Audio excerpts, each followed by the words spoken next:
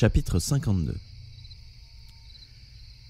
Caché dans les broussailles, la couverture sur les épaules, Noriko restait prostré, la tête posée sur ses genoux repliés, enserrés entre ses bras. Du fond des ténèbres, quelques insectes émettaient des bruits de lampes néon sur le point de griller. Kawada et elle venaient à peine d'atteindre leur cachette de départ quand ils avaient entendu la voix de Sakamoshi. 3 nouveaux secteurs allaient devenir interdits. F7 à 1h du matin, G3 à 3h et E4 à 5h. La zone C3, où se trouvait leur planque, demeurait libre pour le moment. Un seul nouveau décès avait été annoncé, celui de Hirono Shimizu, fille numéro 10, que Shuya avait vu abattre Kaori Minami avant de s'enfuir. Le nom de Shuya n'avait pas été prononcé. Il était donc encore vivant à l'heure de la diffusion, mais à peine une vingtaine de minutes plus tard, Noriko avait entendu des nouveaux coups de feu et ces détestables rafales de mitraillettes dans le lointain. Elle avait ressenti une douleur intense au cœur, comme si on lui avait asséné un violent coup de griffe. Depuis, ces bruits résonnaient sans cesse sous son crâne. Sans l'ombre d'un doute, ce crépitement provenait de la mitraillette de Kazuo Kiriyama, si d'autres élèves n'avaient pas été dotés du même type d'arme. Cependant, la signification de ce bruit semblait évidente. Shuya était toujours poursuivi par Kiriyama et ce dernier l'avait localisé. Mais avant de pouvoir consulter Kawada sur le sujet, elle avait entendu cette énorme déflagration, sans commune mesure avec les explosions des grenades utilisées par Kiriyama lors de son embuscade. Le crépitement du pistolet mitrailleur s'était encore fait entendre à 1 ou 2 reprises. Il avait alors paru beaucoup plus faible en comparaison. Puis le silence était revenu et n'avait pas été rompu depuis. Kawada lui-même avait sursauté au son de l'explosion. Pendant quelques secondes, il avait cessé tout geste, s'interrompant dans la fabrication d'une sorte d'arc en bois. Il s'était éloigné un moment en disant « Je vais jeter un coup d'œil, ne bouge pas ». Il n'avait pas tardé à revenir en expliquant qu'un bâtiment brûlait à l'est. Noriko s'inquiétait. Y avait-il un rapport avec Shuya ? « C'est beaucoup plus au sud par rapport à l'endroit où Kiriyama nous a pris en embuscade, dit Kawada. Nanahara s'est sauvé vers la montagne, au contraire. Ça ne doit pas être lui. Continuons de l'attendre pour le moment. » Noriko s'était quelque peu rassérénée, mais cela faisait maintenant 1 heure et Shuya ne revenait toujours pas. Elle tendit le poignet pour regarder sa montre à la lueur d'une tache de lune de la taille d'une pièce de monnaie qui perçait à travers le feuillage. Il était 1h22 du matin. 1 minute s'était écoulée depuis la dernière fois qu'elle avait fait ce geste, qu'elle répétait comme un rituel. Puis, elle reprit sa position de fœtus, jambes repliées entre les bras, front sur les genoux. Une image funeste lui vint à l'esprit. Le visage de Shuya, bouche entr'ouverte, semblant fixer un point dans le lointain, comme le jour où il lui avait chanté cette chanson pendant la récré, en cachette des profs. Un des plus grands standards du rock d'après lui. Cela s'appelait « Imagine ». Mais dans sa vision, Shuya avait un point noir au milieu du front, comme un hindou. Tout à coup, un liquide rouge s'écoulait de ce point noir, en réalité un trou sombre entre les 2 yeux. Le sang ruisselait sur le visage de Shuya, dessinant un motif semblable aux craquelures d'une vitre. Noriko secoua la tête pour disperser cette image et tourna la tête vers Kawada, qui fumait tranquillement à côté d'elle, adossé contre un arbre. Il avait posé à portée de main l'arc qu'il avait fabriqué et quelques flèches fichées dans le sol. « Kawada ?» Simple silhouette dans le noir, Kawada retira la cigarette de ses lèvres pour la garder à la main, elle-même posée sur son genou plié. « Oui. »« Shuya ne revient pas. Il est bien en retard, non ?» Kawada porta à nouveau la cigarette à ses lèvres. Le bout rougeoyant éclaira vaguement son visage à l'expression impassible. Cela agaça un peu Noriko. Une coulée de fumée s'échappa de la bouche de son compagnon, à nouveau plongé dans le noir. Oui, en effet. Son ton détaché acheva d'irriter Noriko, mais elle refoula son exaspération, se rappelant qu'il les avait aidés de son mieux et qu'il lui devait déjà beaucoup. « Tu crois qu'il lui est arrivé quelque chose ?»« Possible. Mais alors... » Kawada posa les 2 mains sur sa tête. Le point rouge de la cigarette suivit le mouvement. « Pas d'affolement. Le pistolet mitrailleur que nous avons entendu tout à l'heure est incontestablement celui de Kiriyama. À moins bien sûr que quelqu'un d'autre possède une mitraillette du même type. Et si tu réfléchis bien, L'explosion que nous avons entendue prouve qu'il a affronté un autre que Nanahara. Autrement dit, Nanahara lui a bel et bien échappé, c'est sûr. Mais alors, pourquoi Shuya ne... Parce qu'il se cache peut-être quelque part. Ou alors il s'est perdu. Noriko secoua la tête. Il s'est peut-être blessé, ou pire. Ses propres paroles firent courir un frisson le long de sa colonne vertébrale. D'ailleurs, elle ne pouvait plus parler. L'image du visage de Shuya, la bouche entr'ouverte, recouverte d'une toile d'araignée rouge, lui revint. Même si Kiriyama avait cessé de le poursuivre, il était peut-être gravement blessé, quelque part, à 2 pas de la mort. Et s'il était tombé sur un autre ennemi en courant la montagne? Et s'il avait perdu connaissance, dans une zone qui allait bientôt devenir zone interdite? Il mourrait sans pouvoir rien faire. D'ailleurs, il avait dû s'échapper par la zone du pied de la montagne au nord de l'école, le secteur F7 justement, transformé en zone interdite à 1h du matin. Noriko secoua la tête. Non, c'était impossible. Shuya ne pouvait pas être mort, parce qu'il jouait de la guitare comme un dieu, qui se montrait gentil avec tout le monde, partageant sincèrement la tristesse d'autrui, tout en gardant un sourire réconfortant. Il est comme mon saint protecteur, pur, immaculé, inébranlable. Quelqu'un comme lui ne peut pas mourir. Non, il n'est pas mort. Peut-être, ou peut-être pas, dit tout d'un coup Kawada, comme pour répondre à ses interrogations. Noriko consulta une nouvelle fois sa montre. Puis, traînant sa jambe blessée, elle se rapprocha de Kawada et lui saisit la main entre les siennes. « Je t'en prie, tu veux bien venir avec moi pour le chercher?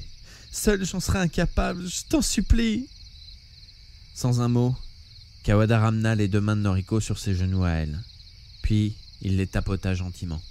« Non, c'est impossible, dit-il enfin. Même si tu insistes pour y aller seul, je ne te laisserai pas partir. Ce serait trahir la volonté de Nanahara. Il t'a laissé sous ma protection en risquant sa vie pour nous permettre de filer. » Noriko regarda Kawada dans les yeux en se mordant les lèvres. « Eh ben dis donc, ne fais pas cette tête, fit Kawada. C'est pas gai de rendre une fille triste. » Il se gratta la tête avec la main qui tenait la cigarette. « Tu es amoureuse de lui, n'est-ce pas ?» Elle acquiesça fermement de la tête. « Alors respecte ses sentiments.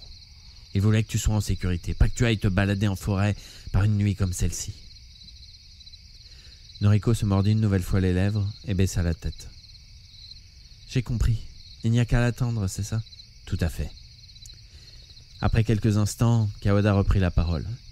« Tu crois au 6e sens, Noriko ?» Noriko écarquilla les yeux. La question était un peu imprévue compte tenu des circonstances.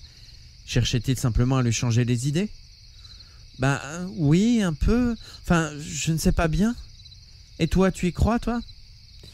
Non, pas du tout. Et il éteignit sa cigarette en l'écrasant sur le sol.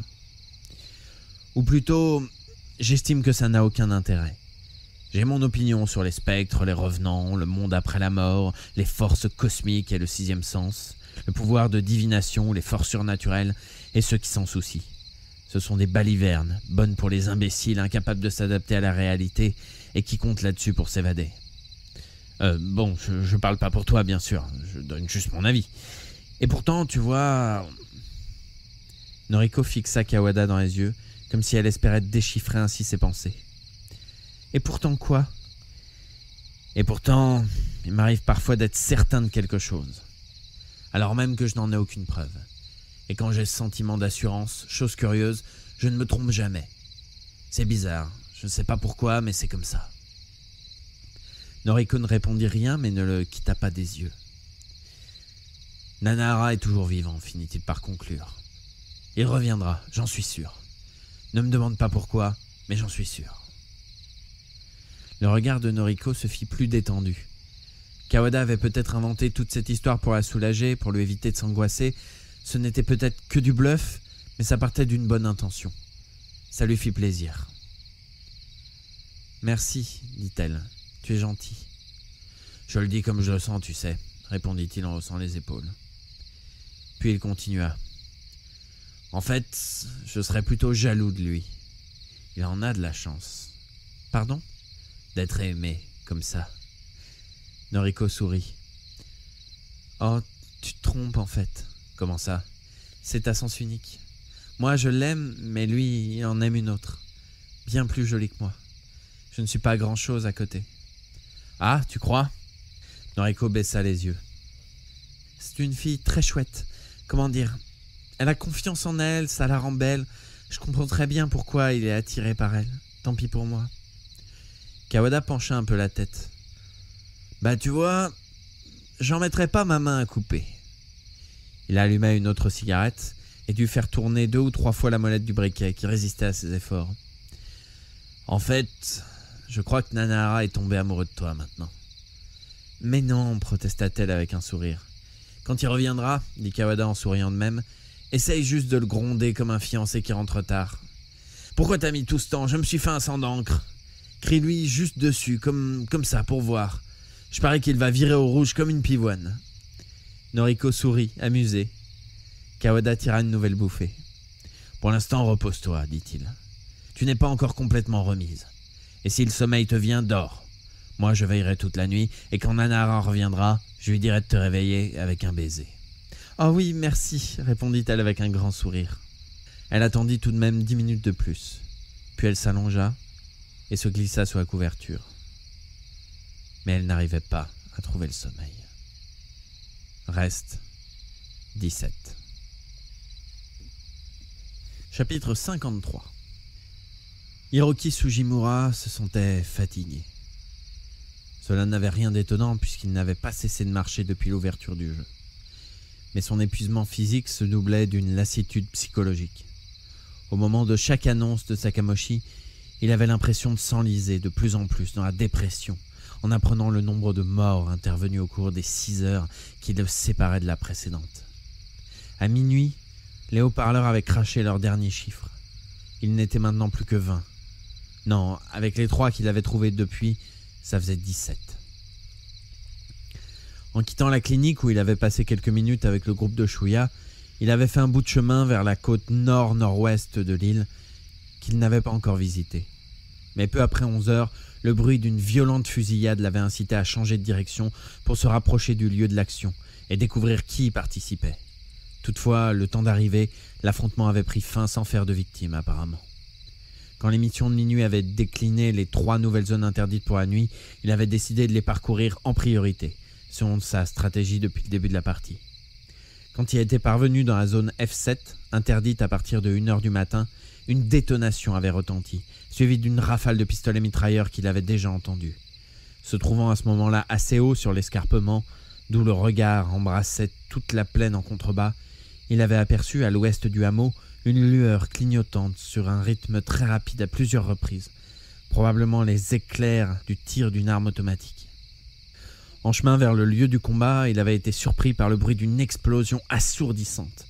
Pendant une seconde, le ciel nocturne avait semblé reprendre sa luminosité diurne, éclairant les arbres et les maisons alentour. Puis la mitraillette avait parlé encore une fois.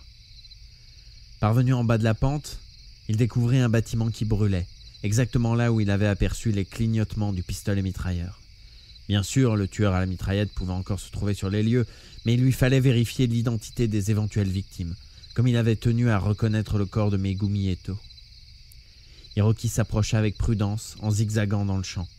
Entre les quelques foyers encore allumés parmi les décombres, il trouva le corps de Shinji Mimura, transformé en passoire, couché sur le ventre devant une fourgonnette sur le parking d'un bâtiment sérieusement endommagé. Sans doute le résultat de l'explosion qu'il avait entendue tout à l'heure. Non loin de lui, Hiroki localisa également le corps de Yutaka Seto, puis encore celui de Keita Ejima, enseveli sous les gravats.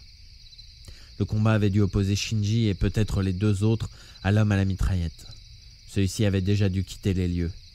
Mais Hiroki décida de ne pas s'attarder. L'odeur du sang pouvait attirer à cet endroit d'autres candidats à la médaille du champion du programme. Il traversa la route est-ouest qui coupait l'île en 2 et marcha au milieu des broussailles qui s'étendaient au pied de la montagne sud. Il commençait à peine à prendre conscience de la mort de Shinji Mimura. Ils n'avaient jamais été des amis intimes, mais ça ne rendait pas sa disparition plus facile à accepter. Mimura avait toujours mérité son respect. Il semblait toujours tellement vivant, tellement hors de portée de la mort. Il paraissait immortel. Hiroki pratiquait assidûment un art martial chinois dans le dojo de son quartier, mais en définitive, il n'y apprenait que des techniques de combat. Mimura, quant à lui, possédait une capacité physique de naissance. Il n'avait pas besoin d'apprendre des techniques. Son corps les connaissait d'instinct, ou en possédait d'autres aussi redoutables.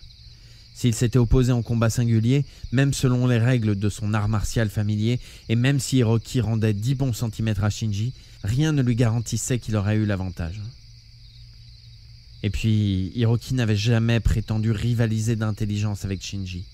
Depuis le début, il était persuadé que, même si Mimura ne parvenait pas à s'échapper de l'île, il ne se ferait jamais descendre par personne. Hiroki l'avait d'ailleurs imaginé en train de préparer quelque chose du genre grande évasion. Et pourtant, le type à la mitraillette. Mais l'heure n'était pas au deuil, ni aux funérailles. Il devait se concentrer sur son but unique, trouver Kayoko Kotoiki, la trouver le plus vite possible. Si l'homme à la mitraillette la rencontrait avant lui, elle n'aurait plus que quelques secondes à vivre. Il décida finalement de se rendre en zone G3, située sur le versant nord de la montagne sud et qui devait devenir zone interdite à partir de 3 heures du matin. Ce n'était pas la première fois, ni même la 3e, qu'il s'aventurait dans cette montagne, tout comme dans celle du nord.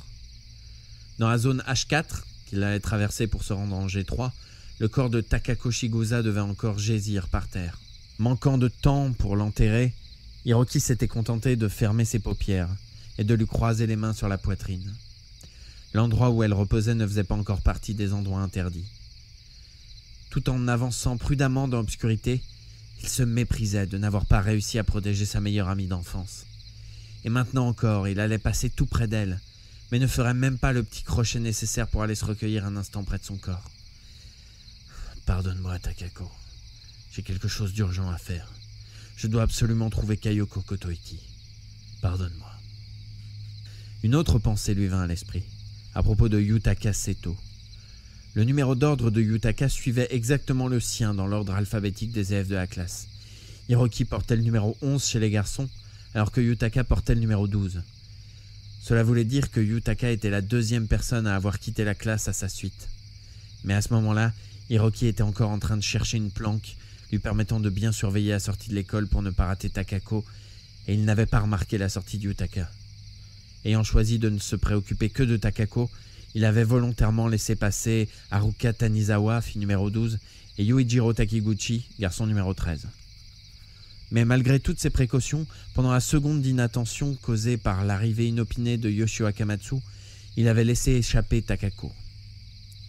Il enviait Yutaka d'avoir réussi à rejoindre Shinji et Keita, ses 2 meilleurs amis. S'ils avaient tous péri, finalement, ils étaient morts ensemble. Pas de temps à perdre. Il fallait éviter à tout prix que Kayoko Kotoiki se fasse descendre.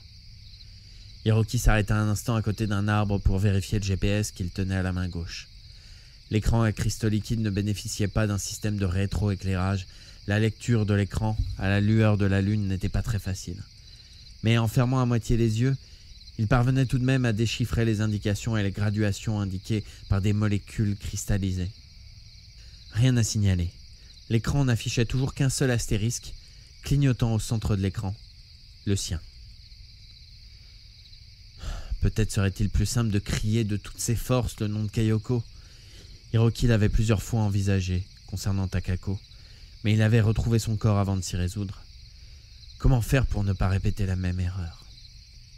Non, crier n'était pas la bonne solution. Premièrement, même si elle entend mon appel, Kayako peut très bien ne pas répondre ou choisir de fuir. Je me moque bien d'attirer un ennemi sur moi en criant, mais si Kayoko s'approche aussi, elle se trouvera alors aussi en danger. Finalement, le mieux est encore de me fier à ce GPS portable. Encore heureux que je puisse compter là-dessus d'ailleurs. Sans lui, j'aurais beaucoup plus de mal. Je ne vais tout de même pas dire merci au gouvernement de m'avoir donné ce truc, il manquerait plus que ça, alors que c'est à cause de ces salauds que nous nous trouvons tous dans cette situation. Disons que c'est une petite bouée de chance dans cet océan de merde. Hiroki traversa une petite colline couverte d'herbe, puis atteignit une pente où poussaient çà et là quelques arbres clairsemés. La frontière de la zone H4, où Takako reposait de son dernier sommeil. Il consulta une nouvelle fois le GPS en le tournant vers la clarté de la lune. Au centre de l'écran, il eut l'impression de voir 2 astérisques. « Je suis déjà tellement fatigué que je vois les choses en double ?» se demanda-t-il. Mais ce n'était pas ça. Quand il le comprit, il baissa instantanément la tête et se retourna, balançant d'un grand geste le bâton qu'il tenait dans la main droite, exactement comme il l'avait appris et répété des centaines de fois à l'entraînement au dojo, un mouvement si précis que son bâton semblait produire une traînée lumineuse dans l'espace. Le gourdin frappa très précisément le poignet de l'ombre qui se tenait juste derrière lui. Avec un cri de douleur, elle laissa échapper l'objet dans ses mains. Une arme de poing automatique. Profitant de l'instant d'inattention de Hiroki, l'inconnu s'était avancé, l'automatique braqué sur lui. Sa silhouette se précipita vers l'endroit où l'arme venait de tomber. Comme Hiroki tendait le bâton devant son nez, elle stoppa net, en chancelant, luttant pour maîtriser l'énergie qu'elle avait mise à se jeter sur l'arme. La première chose que Hiroki remarqua fut que l'ombre portait un costume marin. Puis, il devina à la lumière de la lune un visage parfaitement dessiné, une adorable figure d'ange. Il était évidemment impossible de se tromper. Ce visage appartenait à celle qui était sortie de l'école immédiatement après lui. À cet instant, n'ayant pas encore trouvé de cachette pour surveiller la porte de l'école, lui-même s'était contenté de se recroqueviller en boule dans un coin du terrain de sport de l'école. Mitsuko Soma, fille numéro 11. Mitsuko se cacha le visage dans les mains, recula, chancela et se laissa tomber sur les fesses, jambes écartées. La jupe plissée remontait, laissant bien voir sa petite culotte. Elle poussa des petits cris. « Ne me tue pas, je t'en prie, je t'en supplie. Je voulais juste te parler, je n'ai l'intention de tuer personne. Ne me tue pas, je t'en supplie. » Ses fesses et ses longues jambes nacrées, qui frétillaient sous la lune, éveillèrent une chaleur sensuelle chez Hiroki. « Je voulais juste te parler, je ne veux tuer personne. Ne me tue pas, je t'en supplie, » continuait-elle, son visage d'ange crispé en une expression de terreur intense, fort réussie.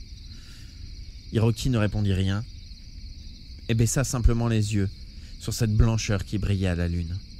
Mitsuko dut prendre ce silence pour un signe de cessez-le-feu, car elle fit glisser ses mains vers le bas, dévoilant un visage de petit animal apeuré, ruisselant de larmes. « Tu me crois, hein ?» demanda-t-elle avec hésitation. Soudainement éclairé, ce visage ravagé par les pleurs laissa deviner un frémissement autour des yeux, les prémices d'un sourire. Non pas une expression de triomphe pour avoir réussi à duper son prochain, bien sûr, mais un petit sourire directement issu de la froideur viscérale qui teintait son caractère.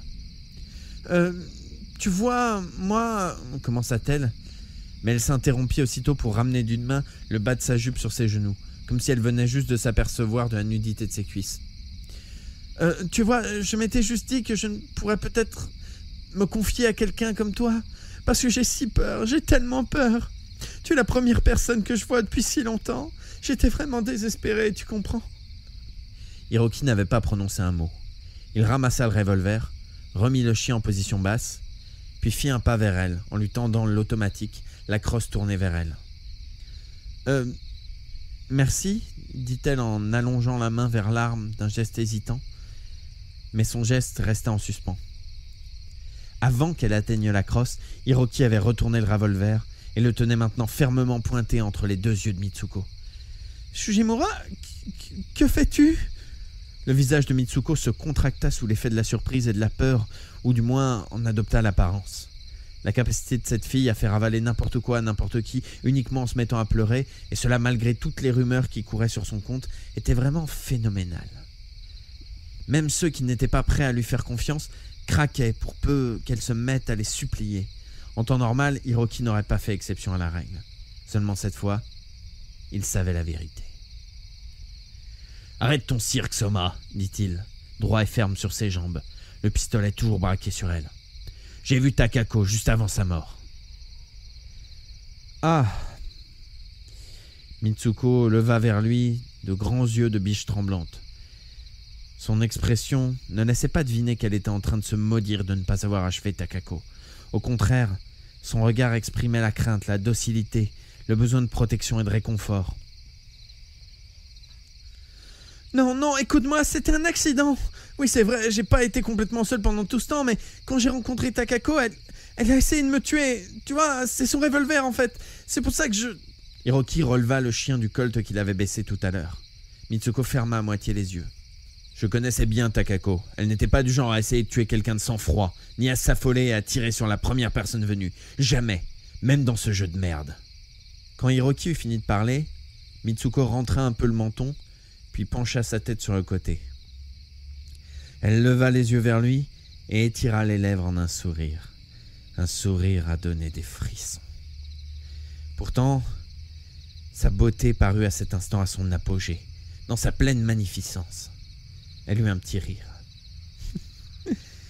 J'ai cru qu'elle était morte sur le coup. Maintenant, le Colt Government toujours pointé sur elle d'une main ferme, Hiroki ne répondit rien. Mitsuko resta assise, mais sans le quitter des yeux. Elle pinça le bas de sa jupe entre le pouce et l'index de ses deux mains, de part et d'autre de ses genoux.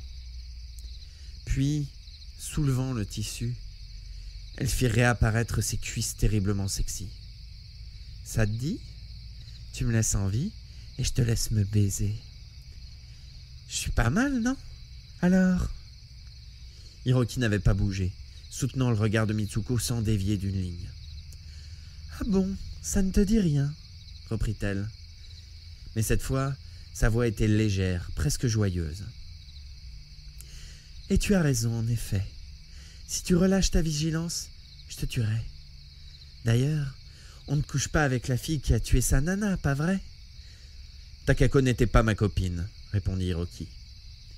Mitsuko le regarda à nouveau dans les yeux. « Elle n'était pas ma copine, mais mon amie, » termina-t-il. « Ah bon ? Alors pourquoi tu ne tires pas ? Parce qu'on ne tire pas sur une fille ? Tu es féministe, c'est pour ça ?» Mitsuko rayonnait toujours de toute sa beauté, même avec un revolver pointé entre les deux yeux, tenu par le mec dont elle avait assassiné la meilleure amie. Elle jouissait d'une confiance en elle inébranlable. Ce n'était pas la même sorte de beauté que celle de Takako Shigusa. Takako faisait penser à une déesse guerrière, une Athéna de la mythologie grecque. La beauté de Mitsuko était plutôt celle d'une sorcière, de 14 ou 15 ans, un peu garçonne et candide, adorable, mais sans pitié. Sous la lumière de la lune, l'éclat glacial qui luisait dans son regard donnait le vertige à Hiroki. « Comment peux-tu être capable de tuer des gens de sang-froid ?» s'entendit-il demander d'une voix rauque qu'il ne connaissait pas. « Bah, quelle question idiote. C'est bien la règle de ce jeu, non ?» Manifestement, le canon braqué entre ses deux yeux ne l'impressionnait toujours pas. Hiroki plissa les yeux. « Mais tout le monde n'est pas partant pour y jouer à ce jeu. » Mitsuko pencha à nouveau la tête. « Sujimura ?» dit-elle après un court instant, toujours souriante. Elle l'avait appelé sur un ton naturel et amical, pas plus guindé que si, en classe, elle était venue s'asseoir spontanément à côté d'un garçon qui lui plaisait pour partager un moment avec lui, jusqu'à ce que le prof arrive pour la première heure de cours. « Sujimura, je suis certain que tu es quelqu'un de bien. » Hiroki fronça les sourcils. Il ne voyait pas très bien où elle voulait en venir. Mitsuko poursuivit du même ton léger, presque chantant. « Quelqu'un de bien peut le rester, tant que la situation le permet. Mais même un gentil garçon peut devenir un criminel. Disons qu'il existe des bons qui restent bons toute leur vie et en toutes circonstances. Tu es peut-être de cela. » Elle détourna les yeux avant de continuer. « Mais bon, ça n'a aucune importance. Personnellement, je préfère être le bourreau que la victime, c'est tout. Je ne dis pas que c'est bien ou mal, que j'ai raison ou pas. C'est juste mon choix, rien de plus. » Un tremblement inconscient agita la commissure des lèvres de Hiroki. « Pourquoi ?» demanda-t-il. Mitsuko eut à nouveau un sourire innocent. « Je ne sais pas. Mais si tu veux vraiment une explication... » Elle revint vers lui pour le regarder dans les yeux.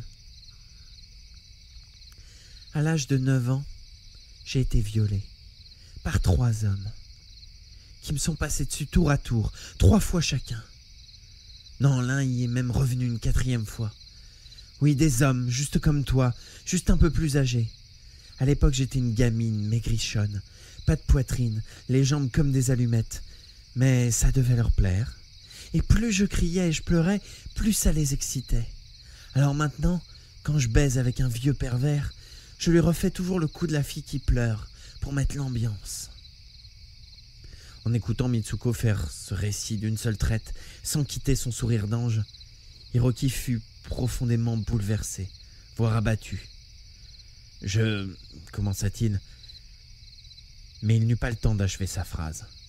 Quand un éclat argenté brilla dans la main droite de Mitsuko, il se rendit compte qu'il l'avait dérobée à son regard depuis un moment, en la gardant derrière le dos. Mais c'était déjà trop tard, car cette main venait de lui planter un couteau de plongée à double lame, à l'origine l'arme de Megumi Eto, dans l'épaule droite. Il poussa un cri de douleur et recula en chancelant, sans toutefois lâcher son revolver. Mitsuko se leva d'un bond, le contourna en courant, se faufila dans le bosquet derrière lui et disparut. En se retournant, il eut à peine le temps de l'entrevoir de dos avant que la nuit ne l'avale.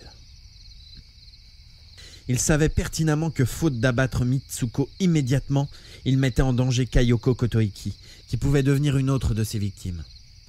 Pourtant, il ne se lança pas à sa poursuite. Il comprima son épaule droite blessée de la main gauche pour contenir l'hémorragie qui commençait à imbiber son uniforme et resta là, immobile, à fixer les ténèbres à l'endroit où elle venait de disparaître. La confession de Mitsuko n'avait peut-être été que pure invention de sa part, le genre d'histoire qu'elle savait propre à le désarçonner et à détourner son attention, mais Hiroki ne le croyait pas. Non, Mitsuko avait raconté la vérité, et son récit ne devait représenter qu'une petite partie de tout ce qu'elle avait vécu. Il lui avait demandé comment elle, une fille de 3e, était capable de tuer de sang-froid, mais après tout, la réponse était simple. Mitsuko pensait déjà comme une adulte, comme ces adultes pervers. À moins que la perversion ne soit à chercher du côté des enfants. Elle pensait peut-être comme une enfant perverse. Le sang qui s'écoulait le long de sa manche goûtait jusqu'au canon du Colt Government. Des grosses gouttes s'écrasaient lourdement dans le sol d'humus à ses pieds. Reste 17. Chapitre 54. Toshinori Oda, garçon numéro 4, quitta son abri quelques minutes après les 3h30 du matin. En choisissant cette maison pour en faire sa planque, il avait retenu qu'elle se trouvait dans le secteur E4, la zone qui allait devenir interdite à partir de 5h du matin. Avant d'ouvrir la porte de service pour en sortir, il jeta un coup d'œil au corps de Hirono Shimizu qu'il avait tiré à l'intérieur de la maison et allongé sur le ventre à côté de la porte. Il n'éprouvait pas de pitié particulière. Après tout, ce jeu était un combat à mort. Les conditions étaient les mêmes que tous les participants. « Effectivement, pensa-t-il. Hirono Shimizu m'a tiré dessus sans sommation. Bon d'accord, je m'étais approché d'elle par derrière pour l'étrangler, mais quand même. » Après réflexion, Toshinori avait décidé de gagner le village pour trouver une nouvelle planque. Il prit donc la direction de l'est. D'après la carte, chaque zone faisait environ 200 mètres de côté. La carte mentionnait quelques habitations clairsemées au milieu des champs dans la petite plaine de la côte est de l'île, non loin du village. Il avait suffisamment de temps pour sortir de sa zone actuelle et chercher une maison convenable dans ce secteur. En tout état de cause, il ne pouvait être question pour lui de se réfugier en plein air dans les broussailles. Cela aurait été indigne de lui, rejeton d'une famille riche de Shiroiwa, sinon de la plus riche. Tout du moins de la deuxième, la première étant certainement celle de Kiriyama. Mais cette seule pensée donnait de l'urticaire à Toshinori. Évidemment, pénétrer dans la maison présentait un certain risque. Un occupant antérieur pouvait lui réserver plus ou moins bon accueil. Mais entre le gilet pare-balles qu'il avait reçu, dont l'efficacité n'était plus approuvée, et le revolver récupéré sur le corps de Hirono Shimizu, cela ne l'inquiétait guère. Sans compter que... tadadam, il était maintenant équipé d'un casque intégral déniché dans la maison qu'il s'apprêtait à quitter. Des nuages de forme allongée flottaient dans le ciel, voilant parfois la pleine lune dont la course déclinait. Confiant dans la sécurité que lui conférait sa tenue haut de gamme, très tendance, Toshinori émergea de son refuge, non sans avoir vérifié une nouvelle fois la jugulaire de son casque, et parcourut d'une traite la largeur d'un petit champ attenant. De ce point, il embrassait d'un regard toute l'étendue de la plaine jusqu'à la côte est. Bien que globalement plate, cette plaine présentait çà et là de faibles reliefs, pour la plupart occupés par des champs que l'on pouvait distinguer sous la lumière vague de la lune. À 100 mètres environ, sur sa gauche, il voyait une maison au pied de la montagne nord. Une autre se trouvait de l'autre côté, à 100 mètres sur sa droite. Puis deux autres, un peu plus loin vers la gauche. Puis plus rien, pendant 300 ou 400 mètres. Et à nouveau quelques habitations éparses dans les champs. Ensuite, la vue était bouchée par une colline boisée, mais ce semis de constructions dispersées devait sans doute se poursuivre ainsi jusqu'à l'agglomération du village. C'était sans doute au pied de cette colline que, peu après l'émission de minuit de Sakamoshi, il avait aperçu un incendie, précédé d'une formidable déflagration. Le feu avait dû s'éteindre, car cette partie du ciel nocturne avait retrouvé son obscurité. Sur la droite, depuis son point d'observation actuel, c'est-à-dire vers le sud, on devinait également 2 demeures côte à côte. Elles devaient se situer sur la frontière entre les zones E4 et F4, si l'on croyait des points bleus indiquant sur la carte la position des habitations. Au-delà, du fait que les massifs montagneux nord et sud se rejoignaient, ou plus exactement que le pied de la montagne nord se prolongeait jusqu'à la côte ouest en formant des vallonnements, plus aucune construction n'était visible. Cependant, la carte indiquait encore 1 ou 2 maisons isolées dans la montagne. En se déplaçant vers l'est jusqu'à hauteur de la 3e ou 4e maison, il devait sortir de la zone promise à interdiction prochaine, à moins d'une erreur de lecture dans la carte. Évidemment, si la première habitation en zone libre s'avérait dans un état trop sordide ou trop vulgaire pour qu'on puisse s'y cacher, il devrait continuer à progresser. 2 raisons à cela. Primo, il détestait les taudis et les bicoques, toutes ces choses qui ne méritaient pas le nom de maison. Et secondo, il craignait que les endroits vulgaires attirent les espèces vulgaires. C'est en tout cas dans cette direction que Toshinori choisit de se déplacer. Plié en 2, il s'engagea le long d'un sentier qui jouxtait le champ. Le contact de la boue vulgaire qu'il sentait se coller sous ses semelles déclenchait une sorte de grouillement nerveux à fleur de peau. À cette intolérable contrariété s'ajoutait une sensation de douleur sourde mais permanente à l'abdomen, seule séquelle de la rafale tirée par cette pétasse vulgaire de Hirono Shimizu. Heureusement qu'il avait un gilet pare-balles. Mais pourquoi fallait-il que lui, être suave et raffiné, soit précipité au milieu d'un jeu aussi trivial que ce programme, plein de vulgarité, obligé de ramper sur le sol au même titre qu'un vulgaire élève lambda, le citoyen lambda, l'expression préférée de son père, patron de la plus importante entreprise d'industrie alimentaire de l'est du département. Toshinori lui-même aimait employer ce terme pour exprimer son mépris de la masse, du collectif vulgaire. Enfin, disons qu'il aurait aimé exprimer ainsi son mépris, car devant se comporter en fils de bonne famille bien élevé, il n'avait finalement pas autant d'occasion que ça de l'utiliser. Cela dit, il ne faisait pas de doute que parmi les meilleurs élèves de la classe de 3e B, qui réunissait une grande partie des élèves vedettes du collège de Shiroiwa à un titre ou à un autre, les meilleurs équipiers de chaque club sportif par exemple, les éléments les plus dévoyés tant du côté des garçons que des filles, et comptait même un homosexuel, plus exactement avait compté car celui-ci était déjà mort, ce qui n'avait rien de déplorable vu son insupportable vulgarité. Toshinori se distinguait, il possédait un talent tout à fait exceptionnel, il jouait du violon. Il prenait des cours particuliers depuis l'âge de 4 ans et faisait partie des meilleurs instrumentistes du département malgré sa jeunesse. Sans être un génie, il se débrouillait bien, suffisamment en tout cas pour espérer intégrer un célèbre lycée privé spécialisé de Tokyo, avec de bonnes chances de devenir au moins chef de l'orchestre philharmonique du département. Avec un aussi brillant avenir, il n'était pas question de mourir ici de façon aussi vulgaire.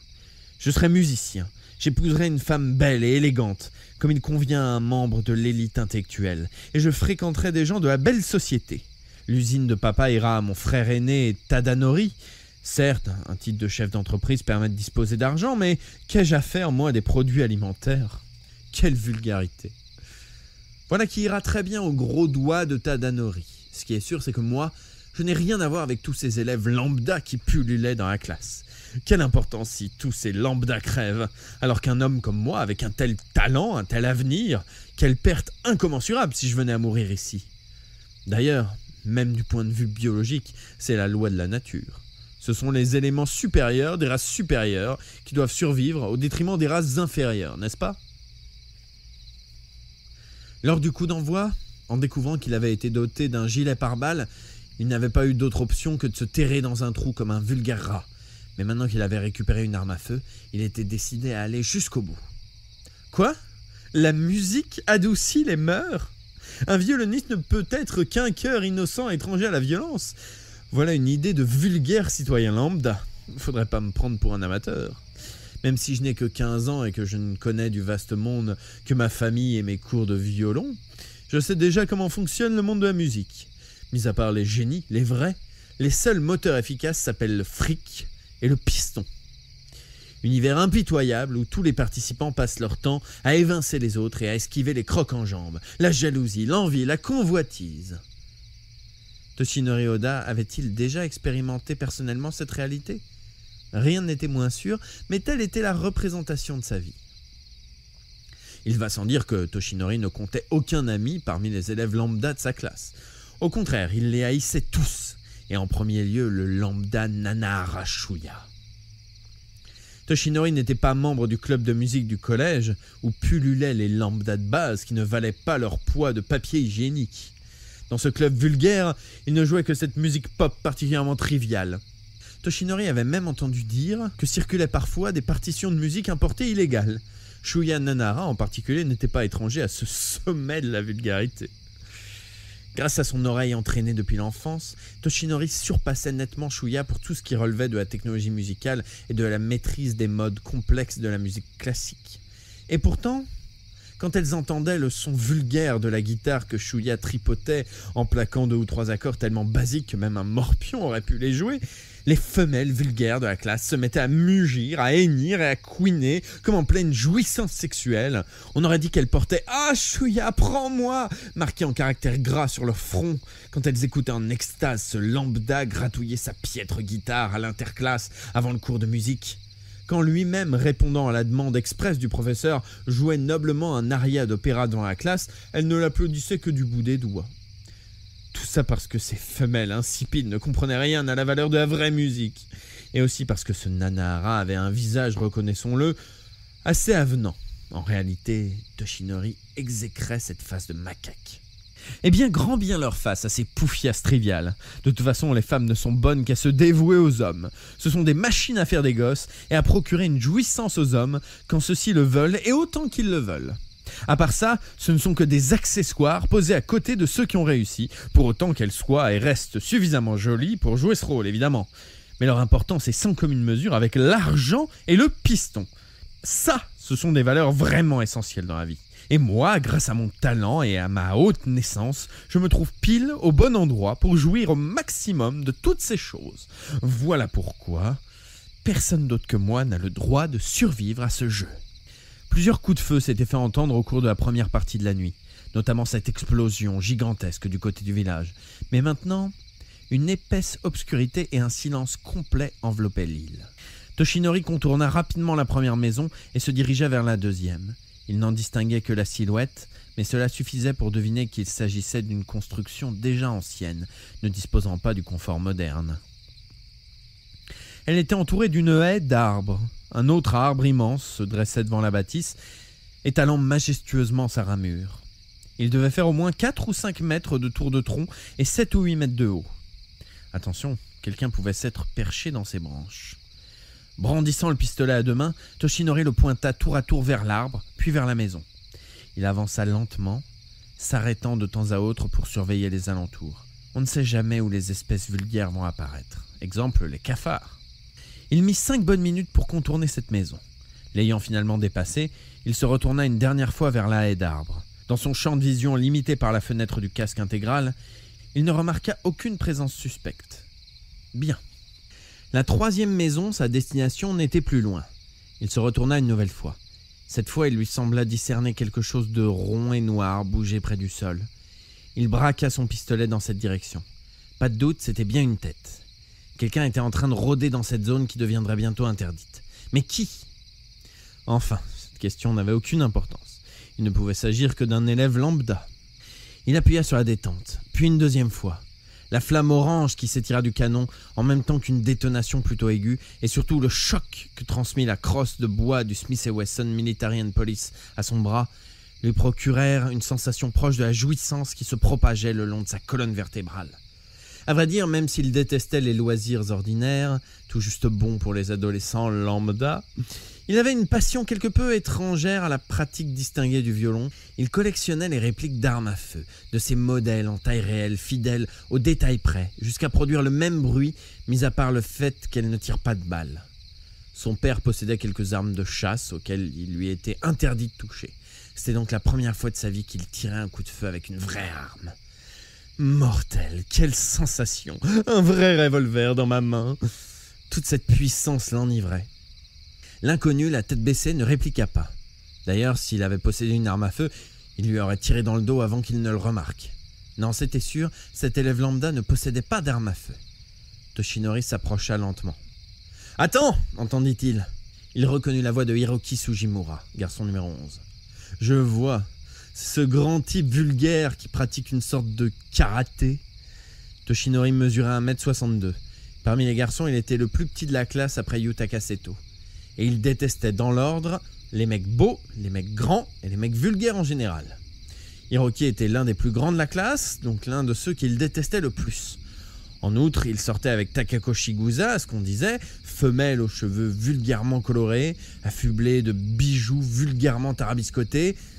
Ah oui, c'est vrai, elle était déjà morte. Enfin, pour ce qui est du visage, il fallait avouer qu'elle n'était pas si mal. « Je n'ai pas l'intention de me battre, reprit Hiroki. Qui es-tu ? Takiguchi, c'est toi ?» Yuichiro Takiguchi, garçon numéro 13, dont Hiroki venait de prononcer le nom, était le troisième plus petit de la classe après Toshinori. Effectivement, parmi les garçons de petite taille, à part lui-même, seuls Takiguchi et Seto étaient encore vivants. Hiroshi Kuronaga comptait parmi les morts depuis longtemps. Toshinori fit un rapide point mental. Pas l'intention de se battre ? Qu'est-ce que ça voulait dire ? Ne pas tenter sa chance à ce jeu ne laissait d'autre issue que le suicide. Était-ce du bluff ? Quoi qu'il en soit, il n'a pas d'arme à feu. Toshinori décida de changer de stratégie. Il baissa son arme et tira un peu son casque en arrière avec sa main gauche. « C'est Oda !» Oui, il valait mieux bégayer un peu. « Désolé, ça va ?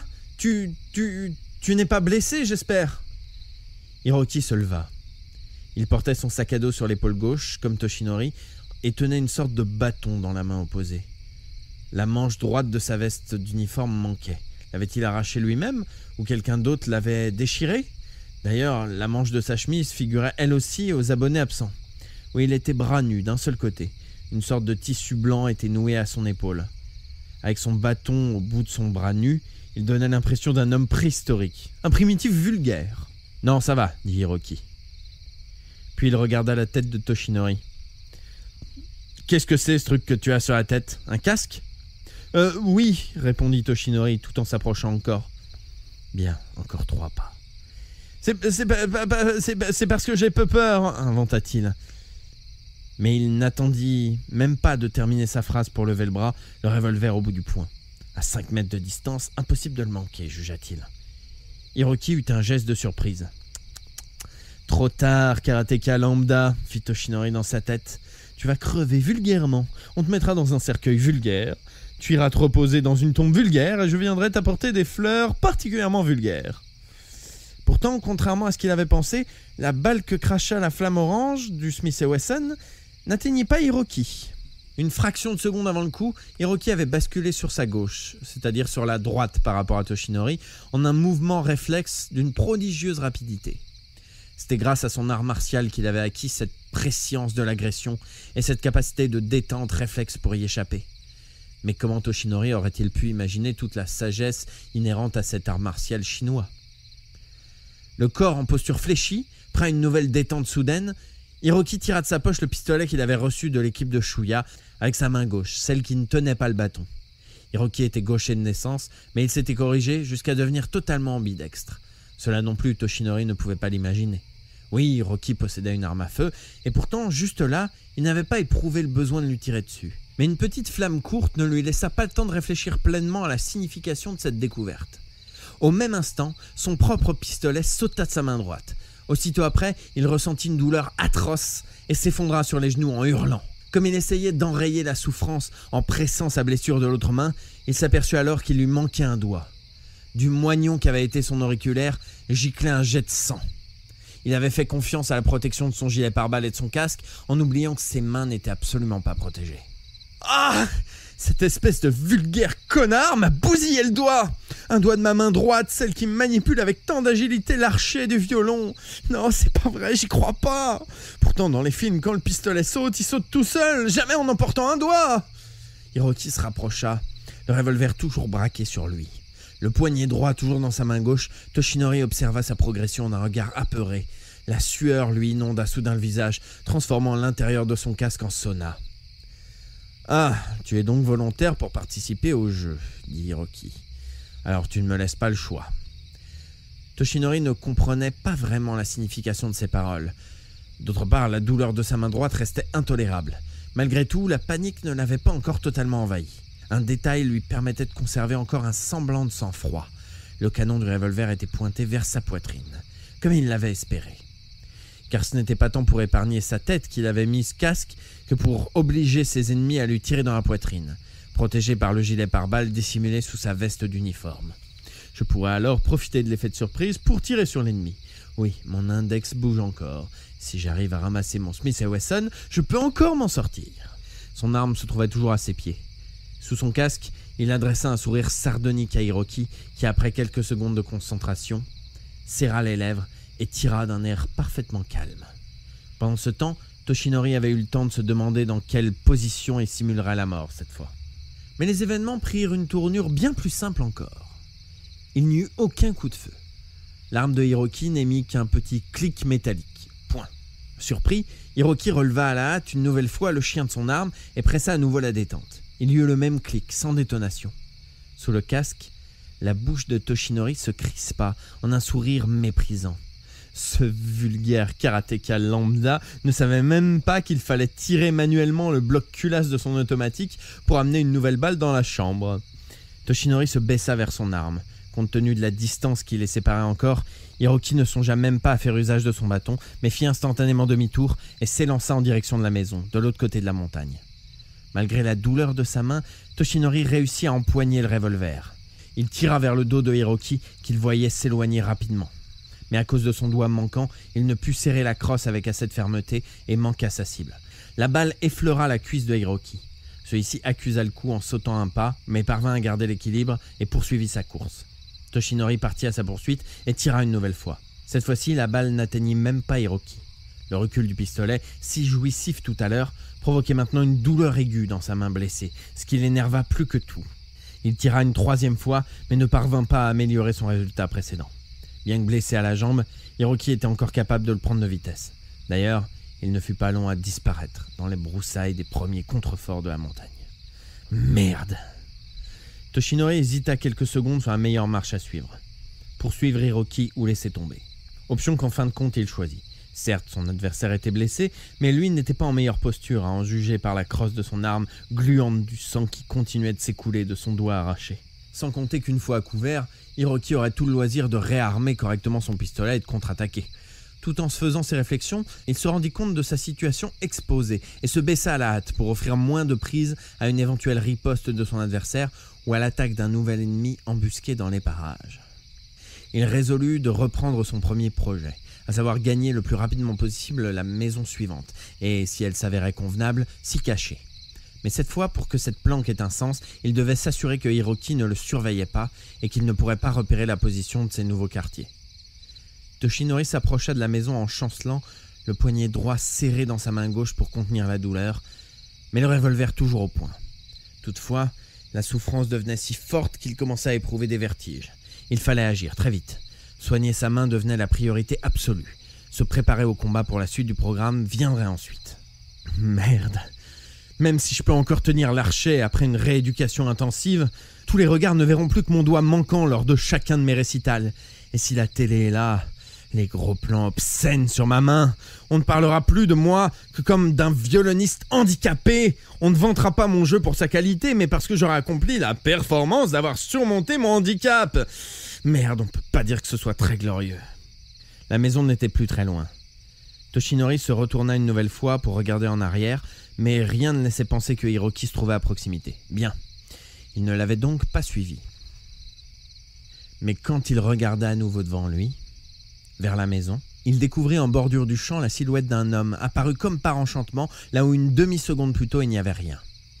Toshinori remarqua immédiatement la chevelure gominée, tout en arrière, les cheveux longs sur la nuque, et la lueur d'acier qui émanait de ses yeux dans un visage parfait. Ce visage appartenait à la catégorie que Toshinori détestait plus que tout, la numéro 1, celle des beaux mecs.